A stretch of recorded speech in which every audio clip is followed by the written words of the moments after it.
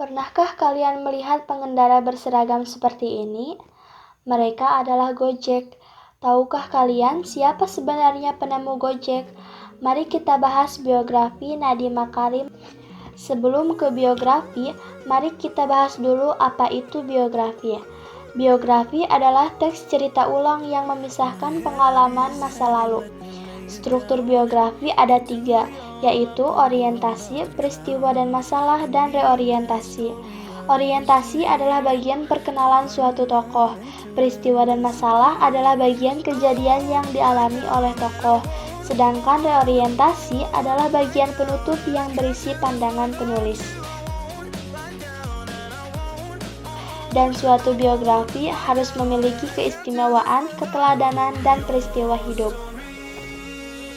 Biografi Nadiem Makarim. Beliau lahir pada tanggal 4 Juli 1984 di Singapura. Ayahnya bernama Nono Anwar Makarim, berasal dari Pekalongan yang berprofesi sebagai pengacara. Ibunya bernama Atika Al-Gabri dari Pasuruan yang bekerja di bidang non-profit. Nadiem Makarim memiliki 2 saudara perempuan dan istri Nadiem Makarim yang bernama Frankel Franklin. Mereka menikah pada tahun 2004 lalu. Beliau memulai pendidikannya di Jakarta dan lulus SMA di Singapura. Di Singapura, dia melanjutkan pendidikannya di jurusan International Relations di Brown, Amerika Serikat. Dia juga memulai studinya di Harvard Business School dan menyandang gelar Master Business of Administration. Nadiem Makarim diketahui pernah bekerja di konsultan ternama di Jakarta selama 3 tahun, menjadi co-founder Zalora di Indonesia, kemudian menjadi Chief Innovation Kartuku, dan puncaknya mendirikan Gojek pada tahun 2011. Saya tidak betah bekerja di perusahaan orang lain, saya ingin mengontrol takdir saya sendiri.